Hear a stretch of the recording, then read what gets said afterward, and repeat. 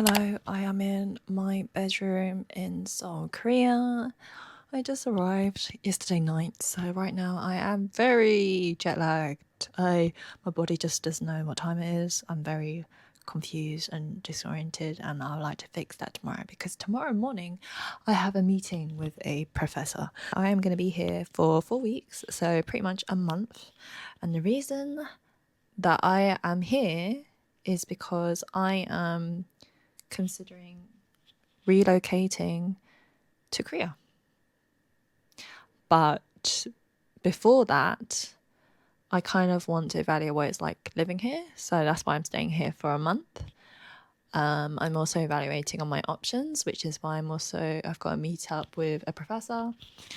I'm going to meet up with a startup founder out here.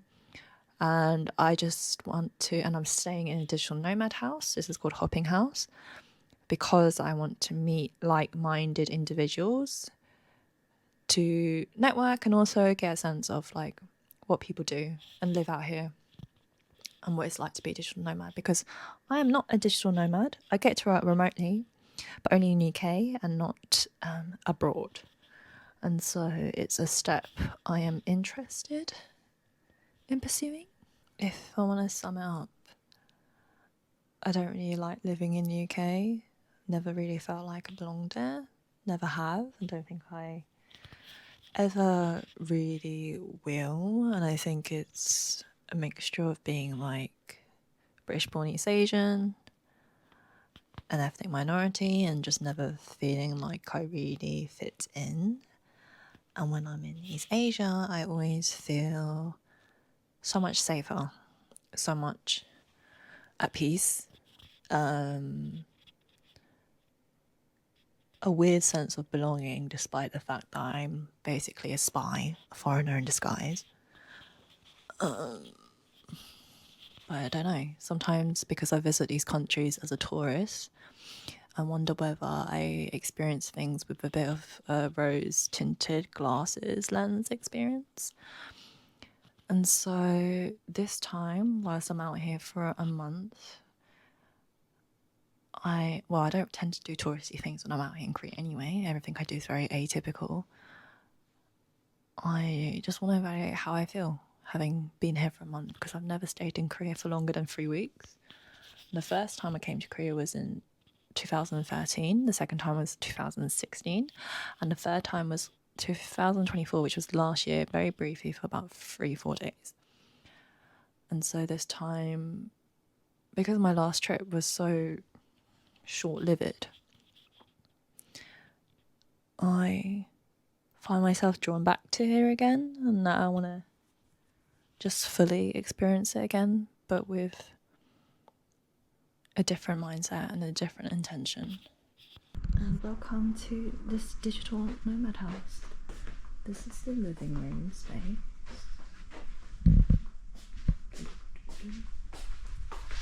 It's the kitchen, shared cooking stuff,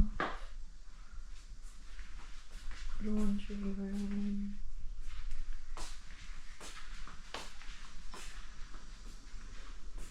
kitchen,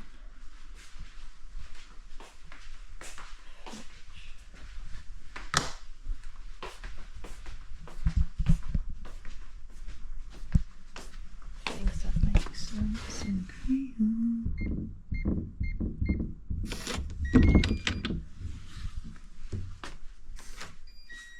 Bedroom, staying in here. Got a shower.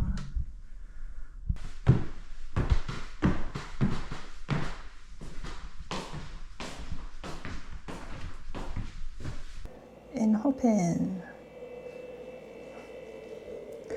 So it's free tea and coffee and snacks. Space here where people can work.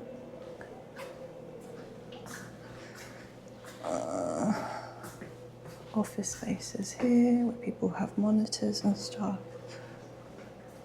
You got some tools like chargers and shit. You got bathrooms here, and then like a phone booth in here, which is really tiny.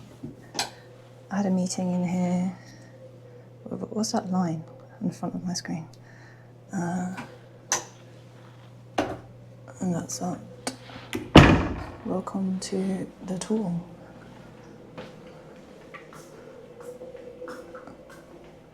Very cute and very quiet right now.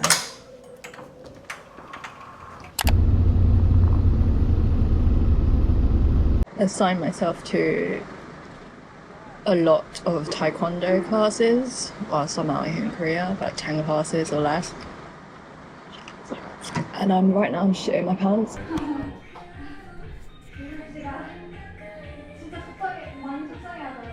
오케이, 한 번 더. 오케이. 이제 마지막에 푸시킥. 오케이. Then I did 2 hours of dance class. One was really good.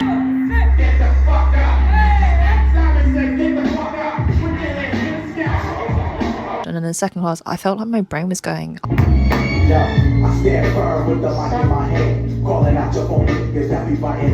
just kind of want to evaluate a little bit about Korea during my time here and like the people I've met and stuff.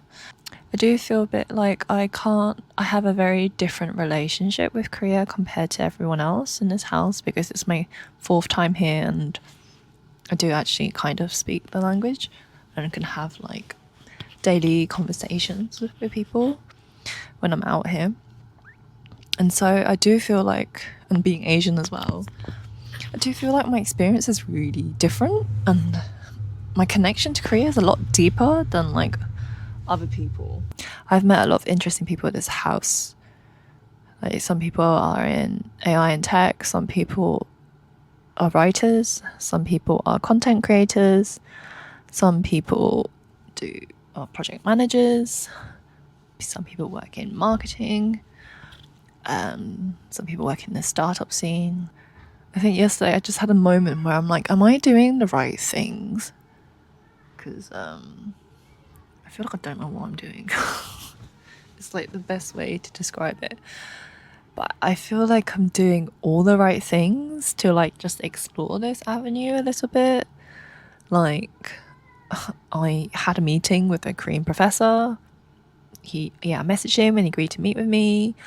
I booked an appointment with a startup founder. I've gonna go to like Korean startup community events. I'm co-living with digital nomads and other entrepreneurs. I even emailed a Korean startup. As well as that, I am evaluating like, can I imagine myself living here? And the question is, I don't know. Like, in the sense that if I had to, I'd love to like experience it for like 6 months or a year or something. I don't know if I will come to an answer by the end of this trip. It's more like, what are my options and how can I get there that is not teaching English if I want to be able to come here.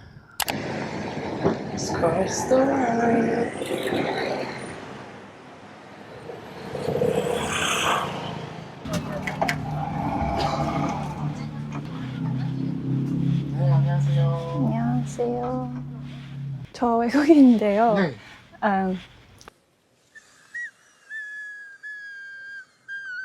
혹시 그 모기에 물었어요? 그때 약 바르는 거? 네. 있어요? 네. 한국말 굉장히 잘하시네요. 아니. 모기에 물었어요. 물었어요. 저 모기에 물었어요. 얼마예요? 5,000원이요? 네. 어느 나라에서 오셨는데요? 영국에서 왔어요. 영국에서. 네. 영어 할 수 있어요? 조금? 한국어 어떻게 배웠는데요? 그냥 혼자 배웠어요. 혼자 배운 거 지금 한국도 한번 너무 보내서 배웠어요. 잘하는데? 한국에 살았던 사람 같았고. 아니에요. 여행 잘해요. 네, 감사합니다. Since I last spoke, I went to the Global Startup Community Center. In 2023, we still counted for almost 500. Is basically what it says, a community center for foreigners who are interested in starting a startup here in Korea. It was such a nice space, like everyone was really friendly. There's like free tea and coffee. You've got free co-working spaces, including desks and offices and meeting rooms and conference rooms.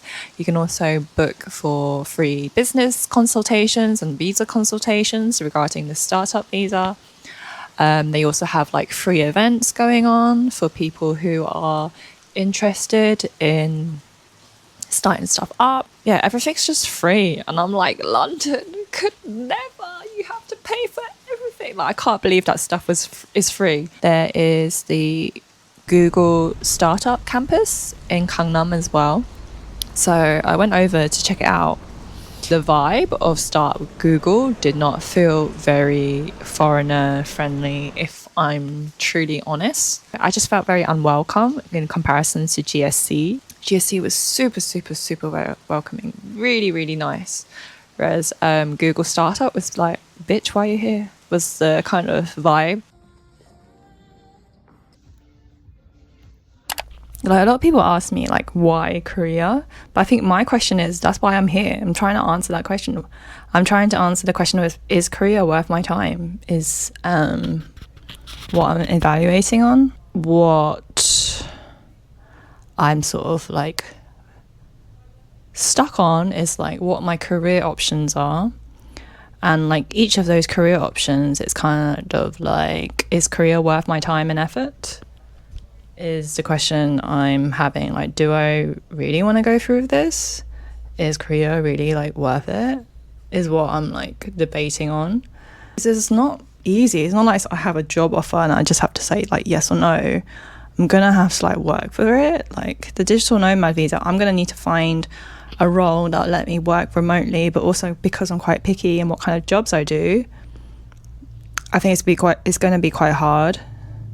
And I think the more realistic scenario is like having a job that has a work from anywhere policy, in the sense that you get to work like abroad for like 6 weeks of the year or something, rather than like be permanently work from like rather than like a remote job, is what I'm saying. Because of the work I do, I think it's quite impossible to have a fully remote role unless I change career and do something. But then I'll be annoyed because then that career isn't what I want to do, but I'll be here. So that's like the takeaway balance that I would have to sacrifice, I would have to make. But I don't feel like I like Korea that much that I'd be in a job just so it pays the bills. Like it just goes against me and my character. The other option is like the startup visa. That will give me a lot of like autonomy and flexibility because I'm basically my own boss. It does kind of suck because there's like a prep startup visa phase where you have to get points for doing certain programs, and during this sort of prep phase you can't earn any money for your business, and so a lot of people are just relying on their savings whilst it happens. But then I don't know, once you register as a business, then you got to start thinking about how you're going to get all your revenue. And so whilst I do have some startup ideas, I don't really know how it's going to take off. I don't really know what my market is in Korea at the moment. Part of me is like, what if I just go for it and just like go for like the experience and like learn as I go, which is what many other startup founders I hear and see in the idea stage are doing? Or like, is it just not worth my energy or my time is like the other question I have for myself. Because I know how hard it is, like getting a startup to be successful, because 90% of startups fail. I used to work in one, for God's sake, so I know how like tough it is. But also know like you learn a lot along the way. So I don't really know. And sometimes, you know, I think I'm like overthinking this whole process and like I could just go and do whatever. But I think it's because I'm picky in terms of like career wise. And loads of people have been asking me like why Korea, and I'm asking the same question. It's not like why. You ask me why Korea as if I like have to prove myself to be here. And I'm a bit like, why do I have to constantly prove myself and my worth to be here? You should want me. if you want me to move here and like be here, this country needs to show me why I should. So keep coming with those connections. Keep giving me the signs. If you want me to, if you feel like if this is where I'm supposed to be, give me the signs to come here, because I'm not sure right now. I think a lot of things are very performative over here. And like if you look deeper, it's quite a bit of like performative fakeness, and it's just a very competitive society. But if you're a foreigner, I think you're kind of alleviated from some of that stress. And so I'm just evaluating on stuff like that. Because of like my age, where I am in my career, starting all over again is like tough. But I don't mind like starting all over again if I'm like heading towards a direction that is like growing me and expanding me. I'm all about that. But I'm not willing to like go down again, if that makes sense. I've already worked really hard to be where I am today, and so I want to continue getting better and going up.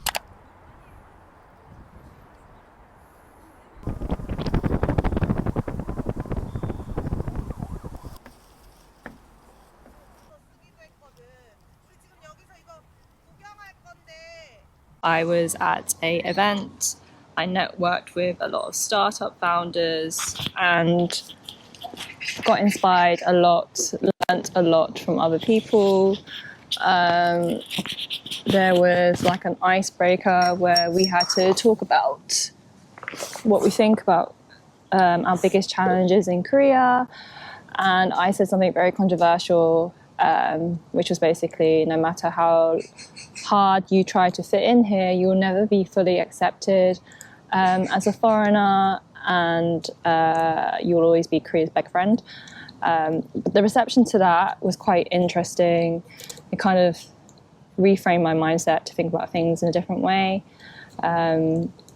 which was basically own your foreignness, own your, difference, and let that be, You can assimilate as much as you want, but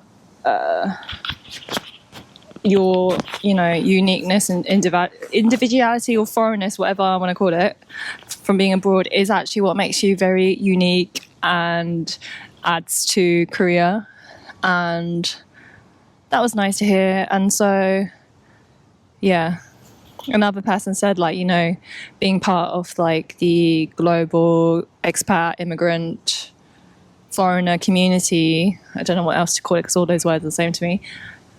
We're essentially all global citizens, I feel like. And I think those of us who like travel a lot and see the world a lot, like I'm a multicultural, multilingual person, and growing up British born, Chinese, Vietnamese, it was a struggle growing up as a kid.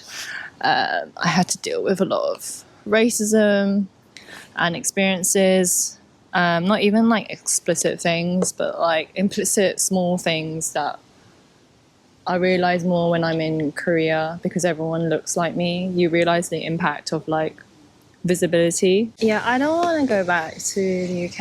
I never miss home when I'm out here in Asia. I miss home when I'm in like other countries, but not in East Asia. And I think it's because I feel like a sense of comfort when I'm here, being in an Asian country. I think collectivist cultures also align with my own values. I really value community. I like giving, and I like it when people give back. Whereas the UK is like a individualistic country and culture where, for me, it feels like if I give, people just take. They just take. And I feel like in Korea, I end up being even kinder here because I know if I give, people give back. But I can't be at that kind in the UK because when I give, people just take. That's just like, yeah.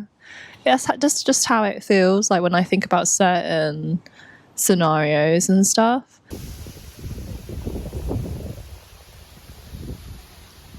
I went volunteering with Korea International Volunteers. I volunteer in Korea every time I visit here, it's just like this thing I do.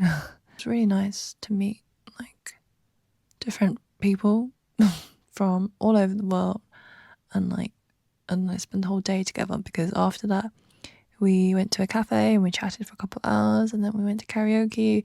We pretty much karaoke all night.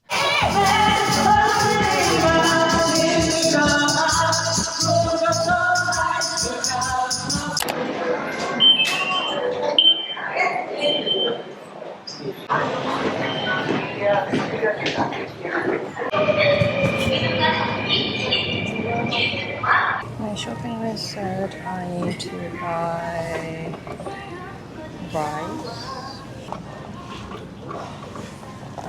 drinks, snacks. 10 plus 1, 10 for the first one. I find it weird that in less than a week, I feel like I've already built a community here, yet I don't have one. I don't feel like I have one in the UK.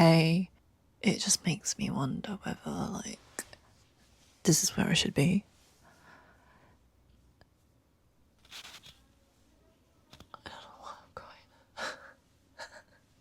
It's just things are like lining up. But I say lining up, it's not like I have a job or anything. It's more like someone introduces me to this person and says, why don't you speak to this or go here, and then I go there and I meet someone else and then they connect me to someone else. So I just feel like everything's and everyone is like intertwined and everyone's like happy to like help me out. And I think I'm crying because in the UK it's just like not going anywhere. I'm also on my period. It's like day 2, so emotions are high. And so yeah, I don't know, life's all about making choices because you never know what's going to happen anyway. But and I can imagine myself like living and adapting in every country, but I always have felt like the connections I have been able to make here in Korea has always been insane. In the UK it feels like I have to put in a lot more effort to get what I'm after and I'm still not there, whereas here it feels like things are aligning even though nothing has really happened. I'm finding this decision quite hard. I'm liking my time here more than I thought I would. I think it just feels right to be in Asia. I just don't know how to make it work so that I get like the best of both worlds. Life is just very convenient here. It's very safe. I don't have to worry about my shit being stolen. I don't have to worry about walking here late at night. I'm still careful regardless, but like it's a level of like guard is taken off compared to like when I'm in the UK. I have to like be on high alert, so I feel like, you know, I have a system that's just a little bit calmer is what I feel. I like the community spirit I feel when I'm here. I like how I see other people who look like me and I don't stand out too much. I wouldn't like to work here at all though. Koreans who work here don't get off work till like 9 and 10 p.m. So that is an issue. They only get like 10 days of leave in a year, but I get like up to 40 days in a year, like I don't know, more than that, 36 or however days we get in the UK. Like for God's sake, I'm on 1 month's leave at the moment, which is a little bit unusual in the UK because most people take like 3 weeks. But I asked for 4 and it got approved, so it's not my problem. I think it would be a different situation if I was living here. Like, I obviously wouldn't take all these classes as I'm doing today. I'm so tired, by the way. I went taekwondo this morning. Yesterday I went pole and dance, and every day I'm doing some combination of the 3 every day. We're hiking up Namsan Tower and I'm going with Seoul which is another co-living place here in Seoul. I feel like I get a different experience of Korea depending who I hang out with, whether it's with a local Korean, a globalized Korean, or an Asian expat or a non-Asian expat, and an Asian tourist and a non-Asian tourist. I feel like I've been hanging around with all these kinds of people and I get a different experience each time compared to when I'm by myself as well. So I find that really interesting. And it's also quite interesting to observe and also be able to blend in all of these sort of categories. 2 weeks in now, how do I feel? Well, I have been wondering, because I feel like I've built a community here in like less than a week, I wonder how much of that is actually sustainable long term. And at this stage I've only made like acquaintances and not friends, and obviously the more you meet someone, the longer you meet and get to know them, then the more you become like closer as well. And so it's been tricky to kind of like reflect on that, because I feel like I wouldn't really know until I actually lived here. Yeah, so I'm going to the next thing, which is like some hiking, and then I think you get to see the co-living space. It was big. Our zombie lives here.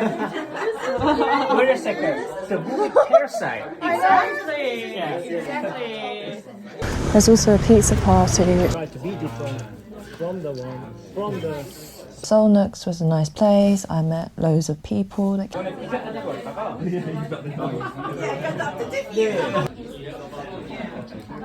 actually met like 2 people with PhDs at the event today. One is from the US. Now like an English teacher at a school, and then also works as like an English teacher at university part-time. And so I asked her how she felt, because becoming an English teacher is also a possibility for myself, but I felt like I wouldn't be able to do that because I would feel quite overqualified in the role, and that I could offer a lot of like different things. And although I love working with kids and I can teach, because of my background, it just feels like at the end of the day it'd just be a temporary thing. I wouldn't be like growing from it really, and it's not what I really want to do. It was actually really interesting speaking to her, because not wanting to do the English teaching thing is something I really struggle with, because I understand that doing that is like literally the easiest way in to Korea and staying here. And then what the people tend to do is they kind of, once they're in the country, tend to use the opportunities to like find other work. But I know for me, I don't do well in jobs where I am not happy and I don't like the work. And so talking to her was really insightful, because I could see, and she was telling me how burnt out she was, how miserable she was, and just struggling to find like another exit plan. So I could really relate to that, because I've worked really hard in my career to get where I want to be. And so to be an English teacher is a bit of a slap in the face, if I'm truly honest. Nothing wrong with being English teachers at all. It just doesn't make any sense. Like, yeah, I can do that, but I think that's something I would have done like 10 years ago when I was in my 20s and not in my 30s with a doctor title. It's funny because like throughout this trip, I have been like secretly hoping I have some negative experiences so that I can evaluate how I would react and how I'd feel during my time here. And I think I've had a few negative experiences, but I also feel like it's quite dependent on how I perceive things. I just feel very in my element here. I feel like I'm thriving even though nothing's really happening. Something about being here makes me feel very aligned, I think is the best word to think about it. I can't be someone who just does a job so that it pays my bills. I have tried and I just end up leaving. I just end up feeling really unhappy because we spend so much time working that I need to like what I'm doing. So finding that balance between that and like the lifestyle and where I want to live is quite tricky, because I think the work-life culture is the only negative thing I think I have, but it plays such a big part of our lives, so that makes it tough. We're now on the flight back to the UK. Can't believe a month has like passed by. It went by so quick. I think there's one thing that I'm quite certain of though, which is that I would like to leave the UK, and if I can find a way that fits my lifestyle and work life, then I definitely will leave. It's just finding that right opportunity that will either give me remote flexibility or as well as a sort of job opportunity. So I guess that will be what I'll be doing once I go back to the UK. Whether Korea is that country, I don't know. I'd like to like evaluate Taiwan again at some point. Like, I've really gained a lot of knowledge, particularly the startup scene, because I kind of went in with like very vague, very basic understanding without really thinking it would be of interest to me. But like the more founders I spoke to, the more delulu I think I became, because they're just so ambitious and so just so ambitious and driven, and that kind of rubs up on you when you hang around with people like that. So I started getting delulu ideas as well, and then I was quite like, the startup visa was like my number one at first within the visa choices I had. But then after I went to see that fortune teller who told me not to start a business because I'm not a businesswoman, which I totally agree I'm not, kind of like reconsidering my options again. So that's the end. Goodbye, and follow this journey to see where I end up next. Okay, bye.